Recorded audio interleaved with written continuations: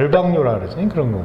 야간뇨, 절방뇨 뭐 이런 거. 전립선 비대증은 이제 증상의 종류가 이제 두 종류인 건데, 그 전립선에 의한 폐쇄 질환, 폐쇄성 증상들. 이게 안티무스카린이라고 해서 항무스카린 제제.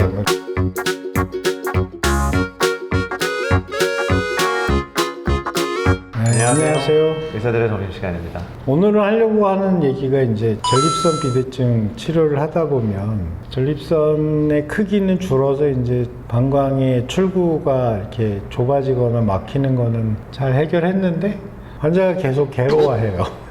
이제 그 부분을 어떤 걸 힘들어 하시는 거예요? 이게 주로는 이제 소변은 잘 나오는데 밤에 잘 깬다 자주. 그리고 뭐 때문에요?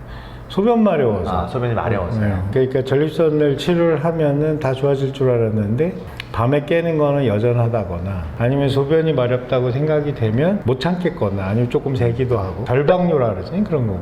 야간뇨, 절방뇨 뭐 이런 거. 그리고 이제 자주 마렵다거나 뭐 이런 종류들을 이제 지속적으로 이제 호소를 하는데 사실은 그거는 방광 증상이죠. 이제 전립선 비대증은 이제 증상의 종류가 이제 두 종류인 건데, 하나는 전립선이 커져서 전립선을 통과해서 이렇게 소변이 나오는 요도가 이렇게 거기 통과하잖아요. 네. 거기 좁아서 생기는 이제 그 전립선에 의한 폐쇄 질환, 폐쇄성 증상들. 소변 줄기가 약해졌다. 남성의 스태미너의 상징인가? 소변의 굵기 뭐 이런 거. 그 옛날에 변강세 이런 영화 보면 소방호수로 하는 거죠. 이제 남자들의 거의 자존심 뭐 이런. 소변의 굵기가 가늘어지고 배에다 힘 안 주면은 소변 잘 안 나오고. 근데 이제 그다음에 조금 나오다가 이제 압력이 떨어지면 이제 소변이 끊겼다가 다시 마음 먹고 힘 주면 또 나오고 뭐 이런 식의, 그게 이제 폐쇄 증상이에요. 또 한 가지는 이제 방광의 저장 증상. 그거 왜 생기냐면 방광이라는 게 전익 선생님도 옛날에 학생 때 배우셨겠죠? 방광이 이제 마술 주머니예요. 그러니까 되게 방광을 하찮게 여기잖아. 방광이 하찮지 않거든요. 일단 고무풍선 같은 거는 이렇게 안에다 물을 집어넣으면 집어넣을수록 압력이 이렇게 직선으로 올라가잖아요. 물의 양에 따라서 이렇게 올라가는 거잖아요.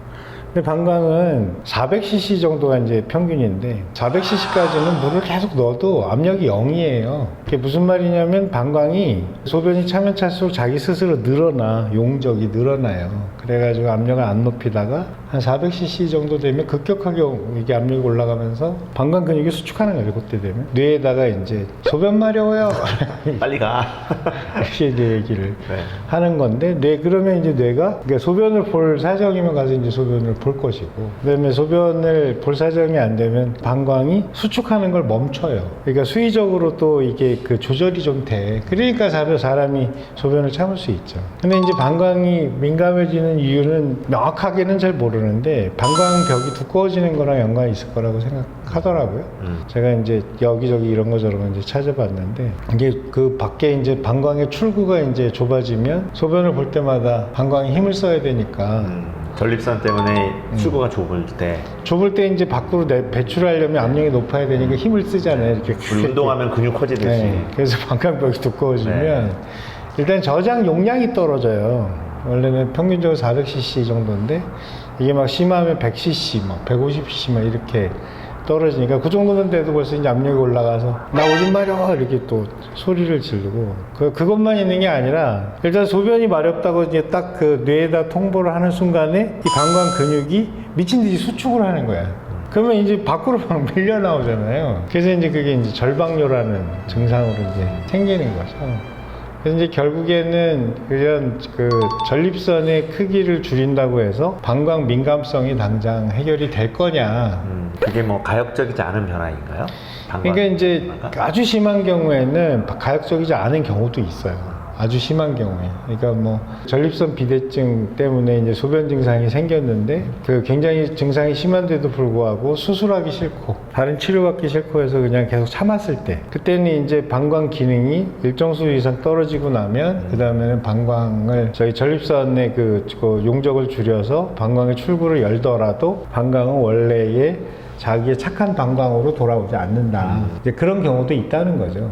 그래서 이제 드리고 싶은 얘기는 뭐냐면 전립선을 치료를 했는데 방광에 민감해서 생기는 야간유가 제일 괴롭거든요, 실제로. 밤에 한 3번 깨면은 안 잔 거랑 비슷하잖아요. 밤에 자다가 2시간 자고 한번 깨 6시간 잔다 그러면 아니면 8시간 잔다 그러면 2시간 반, 3시간 만에 한 번씩 깨는 거니까. 근데 이제 그거를 전립선 비대증 치료를 뭐 수술을 했건 어쨌든 방광의 출구를 여는 시술이니까 전립선 색전술을 해도 방광이 그 출구가 좁아진 거를 해결을 했는데 그런데도 야간뇨나 절박뇨 같은 게 안 없어지면 그 치료 뭐하러 해?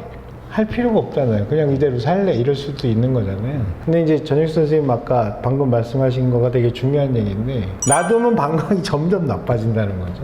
그래서 이제 전립선 치료는 너무 뒤로 미루면 전립선 사이즈가 커지는 것 때문에 생기는 이게 폐쇄 증상이 심해지는 것뿐만 아니라 방광의 기능이 너무나 많이 떨어진다. 그러면 그 이후에는 치료를 해도 소변이 나오는 것 자체는 문제가 없지만 방광 민감이 생기는 야간뇨나 절박뇨 같은 거는 안 없어질 수도 있다. 그리고 잔뇨도 많이 남고 뭐 하여간 여러 가지 방광 기능이 떨어지는 거를 방지하기 위해서라도 뒤로 하염없이 미루면 안 된다. 그런 거죠. 치료 시기를 놓치면 안 좋다. 그렇죠. 네. 그리고 이제 나중에 되면은 이제 방광이 이제 압력이 조절이 안 되니까 신장에서 이렇게 소변이 내려오는 건 중력으로 내려오는 거잖아요. 네. 중력으로 내려오는데 중력보다도 여기가 압력이 높으면 이게 소변이 밑으로 못 내려오니까 이제 신장 기능도 나빠지는 그런 저 경향을 이제 초래를 하는 거죠. 엊그저께 환자분을 만났는데 전립선 사이즈가 120g이더라고요. 그럼 6배잖아요, 정상이 20g이니까. 그런데도 여러 가지 말씀을 드렸는데 그 방광 증상은 잘 안 없어지실 수도 있습니다. 그랬더니 그럼 나 안 할래.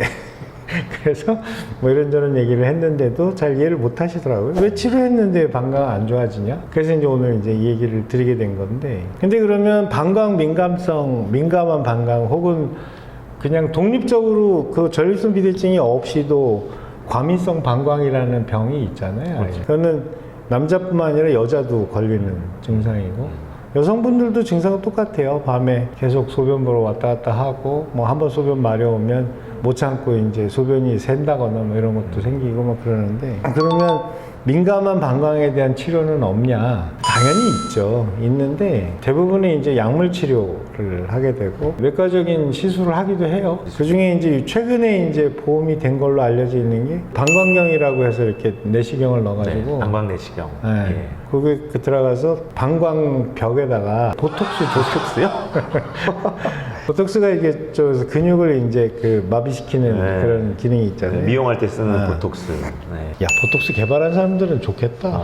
폴란드에다 다 쓰네. 그렇게 생각했는데 그런 어떤 그 시술, 그러니까 약 먹는 거 빼고도 이제 몇 가지 시술이 있는데 수술도 해요. 수술도 하는데 그거는 이제 논외고 너무너무 이제 심한 경우에만 하는 거고. 그래서 이제 그런 보톡스 시술 같은 것도 보험도 돼요. 그거는 보험으로 해서 이제 그렇게 치료도 하는데 이제 거기까지 가기 전에도 방광 가민성을 해결하는 약들은 굉장히 많아요. 이게 안티무스카린이라고 해서 항무스카린 제제 뭐 이렇게 부르는 그 약들이 꽤 많은데 근데 이제 방광 민감성이 이렇게 전립선 비대증에만 있는 게 아니라 일반적인 여성들도 있고 뭐 다른 병에서도 이제 같이 생기기도 하고 하기 때문에 약이 굉장히 많이 개발돼 있고 상당히 효과적인 약들이 많아요. 근데 이제 그게 반응이 좀 이렇게 다른 약들처럼 이렇게 좀 일정했으면 좋겠는데 환자마다 반응이 조금씩 달라요.